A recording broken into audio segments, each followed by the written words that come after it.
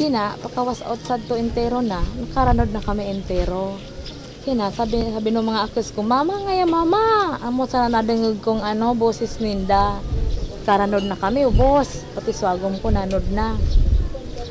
Kina, pagkaanod sad to, ako nakasaano sa ano, jeep, nakasaangat ako sa jeep na satop. Tabi ako pigaruling nung ano, nung tubig, ako pigaburubalintok nung tubig. Tapos pagkabalintok sa akin nung ultimong balintok sa akin, nasa kuha na pala na ako sa ibabaw na ng jeep. Pagkaibabaw ko sa jeep, niluklat ko sumatakbo. Pagkamuklat ko, ato pala sa ibabaw ko nung jeep. Sabi ko, bakit na niya ako inanod? Sabi ko, ato pala sa ibabaw ko nung jeep. Tapos, bakit ako sa jeep, yung nag-ano naman sa jeep, inanod na naman siya. Naglukso ako sa ano, naglukso ako dito sa jeep. Pakalukso ko, tapos nagrolling na so jeep, nagaruling naman, inanod na naman siya. Tapos pagkaanod sa to, naganoon ako sa ano, Dakulong Balay. Ayaw ako nakita ng Dakulong Balay dito. Dito ako nagagad ng tabang. Parang ako, kaubad na nga ni ako. Pagkaubad ko, nagagad ako ng tabang dito sa Dakulong Balay sa ano, up and down. Dahil so, kabang asad to, natabunan na. Sabi ko, ang atawra di ditaw. Hindi anakan ako di dengog ninda. Kina, ayun, nagpanik ning lalaki dito sa itas. Sinarod ko, nagpanik man ako. Ato palang kadakil nung uba dito sa itas nung balay. Puro pinagtarabangan na nga dito sa balay. Ako nga ni, binadoan naman ako to. Dahil uba naman ako, adi lang. Pero siyar walayo ako. Nung ang ligtas ko. Tapos nung siyempre, apo na. Sa mga akos ko, nag-private na ako. Turaan ako sa mga akos ko, di na daw nang akon. Kinamayan to. Sige, nasukay ko. Hasta naggabi na. Sige, suibi ko. Tapos, makuro ka na ito nga swagom ko. Manta na anod. Nanod man siya. Kuya de, natraya de, nanod. Sa di nga, natabo na din ng daga. Nagalutaw sa kamot. Sinanako anak din na mo. Anako anong nuris kuya. Di ko na. Last nibi na sa Birnes. Birnes na nakuan. Tapos, amo yan to. Mamakukuya di. Siyempre ko na subukan ko baga. Kinta na buhay-buhay so ano ko. Sabi ko, ay pa ako nakanako sa naturang usad. Sige, kinamo yan to.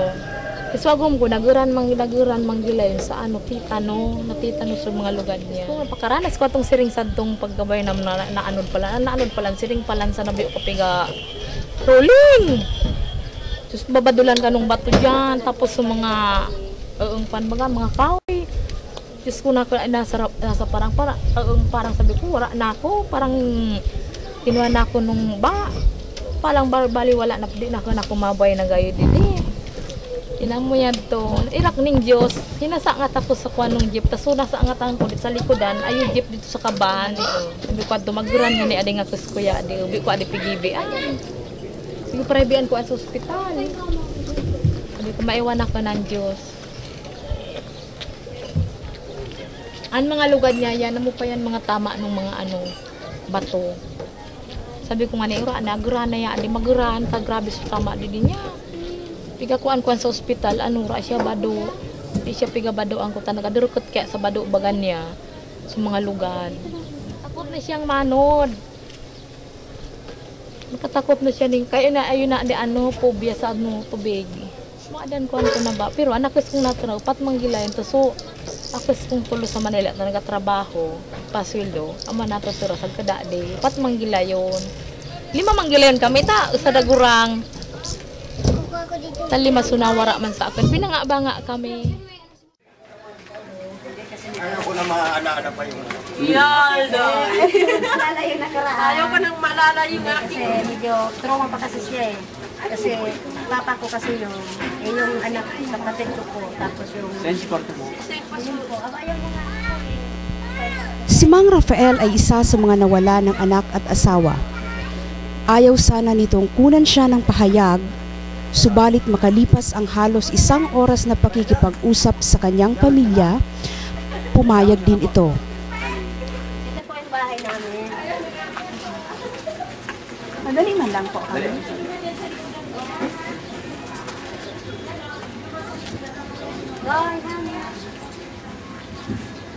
So, kay po kasi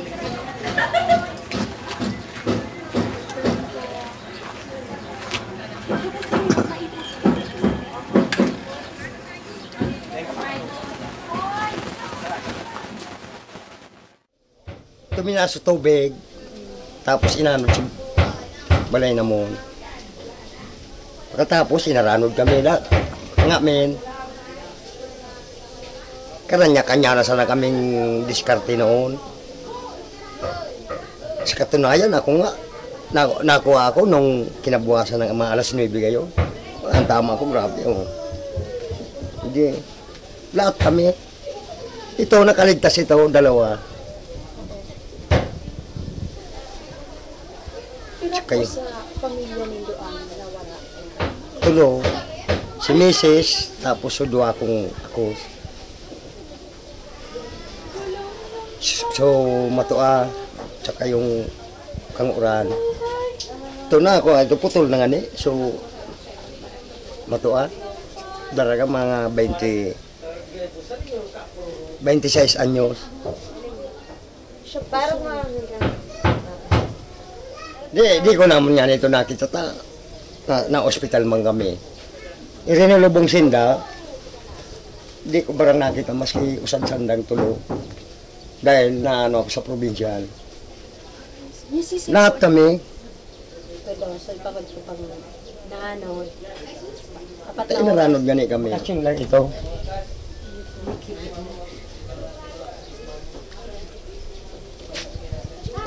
Kaya pag nakikita ko itong larawan ng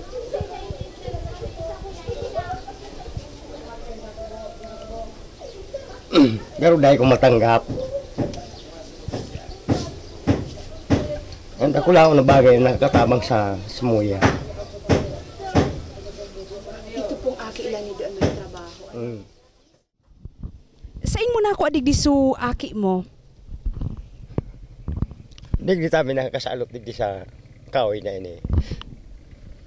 Ano ka ba nga na lang siya? Kaputol na lang. Ay, ano ini su aki mong babae? Oo. Yo daraga kong aki. Yung may teacher baga. Yan nag-support na sumuya. Alin mo pang talo mo. Yung sa ano may iwasan tanong mo namang palay, siya nagagastos sa amin. Kahit pagkain namin, yan din ang nag-ano sa amin. Susuporta. Talagang habo ko magpara-pa-interview tungkol dyan sa nangyari sa pamilya ko. Dahil pag naalala ko, sigurado masan nang tumutulo ang luha ko. Kaya yan, ialiw-aliw ko lang ang buhay ko dyan sa labas para makalimutan ko sila. Ngayon ay nag-interview kayo. Pumasok naman sa isip ko na sila ng pamilya ko. Abo na akong magbalik digman. Dain na talaga. Hindi, ora naman maano-ano man. Puro na puro na ka buhangin baga, baybay, kababatuan, wala na.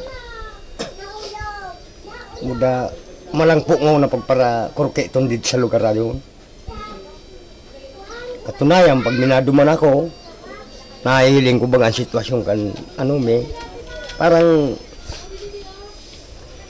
lagi ko sindang naalala.